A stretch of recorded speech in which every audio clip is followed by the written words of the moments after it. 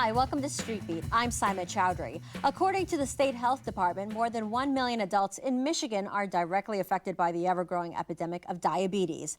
Today, we'll find out about the disease, its treatment, and an innovative new program called Text for Health.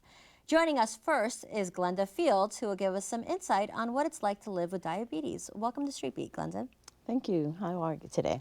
Good, I am great, but we are here to talk about you and some of the struggles that you go through and some of the things you've learned about having diabetes. So first tell me, when were you diagnosed and what were you thinking when you were diagnosed? When I was diagnosed in 2005, and when the doctor told me I had type 2 diabetes, I said, okay, well, what's that? And they gave me a pamphlet, read the pamphlet.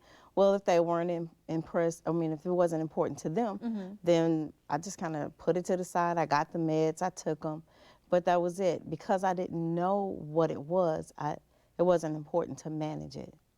So for a few years, you were just taking the medication whenever I was taking the medication whenever, and this was in 2005. From 2005 up to 2010, I was just taking the medicine every now and then. I found didn't change the way you didn't ate? change the way I eat. Didn't exercise. Or, you know, being a working mom and everything, that was my exercise. But walking, eating right, exercise, and counting carbs, calories, that was not part of my living. I wasn't thinking like that. Did you know much about diabetes before you were diagnosed? Nothing about diabetes. I heard the term sugar. Right. And so my impression of diabetes, Simon, was eating too much sugar. Yeah. That was it. And that can be a big misconception because it's not just about that. That's right. So then fast forward to 2010, 2011, last year, and what happened? I go to my doctor, Stephen Hadesman, and he tells me that I'm killing myself. I said, what do you mean I'm killing myself? He said, well, Ms. Fields, your diabetes is so out of control that you set yourself up for other health problems, stroke, blindness, amputation, if you're not careful with things, and heart disease.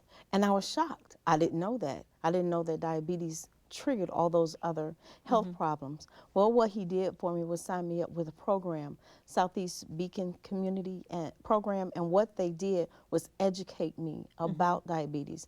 They told me what diabetes is.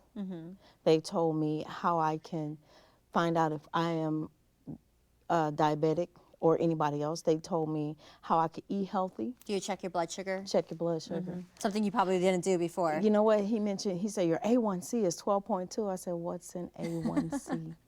What is that? And what exactly is that for anyone out there?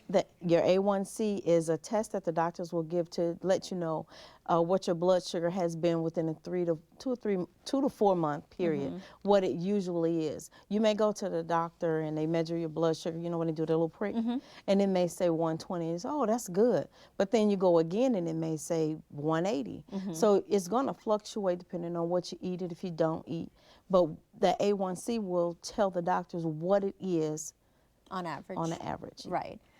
So how is your lifestyle now? I mean, I'm assuming maybe you didn't feel the effects of not keeping your diabetes. Did. You did? I did. Okay. I was fatigued, frequent restroom trips, weight gain, and then sometimes weight loss.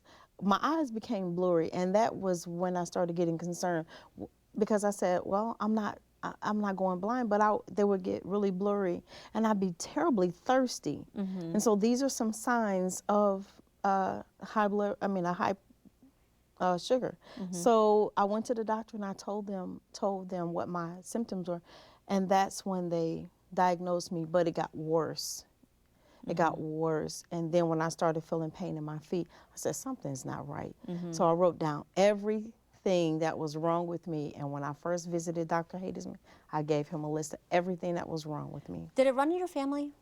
I'm the first one that's been diagnosed with diabetes in my family. You see, diabetes actually runs in my family. It's very strong in my family. In fact, my dad's suffering from it, and he actually has to be on dialysis. And we're going to talk about that a little bit later in the show about kidney failure that comes along with diabetes as well. But yeah, I feel like because it's in my family, I'm a little bit more aware of that, and I want to get my blood sugar tested and things like that. But for someone like you who never had it in their family, didn't even know what it is, there's a lot of people out there like that. So what advice do you have for them? I would advise them to start a preventive medicine campaign. And what that is going to see the doctor. And if you can't go see, they have free clinics all over now. But eat But just right. be proactive. Be proactive. Eat right. Exercise. Yeah. Drink plenty of fluids. And if you have a problem, they have a program, Text for Health. You can go on. Which, in fact, you know what, Glenda? We are going to talk about that a little bit later in the show, and they're telling me to wrap up. And I really appreciate you being here and sharing such a personal story. And again, right after the break, we'll find out how you may be at risk for getting diabetes and what you can do to prevent it. Right, what you said, Glenda. Well, thank you very much. We'll be right back.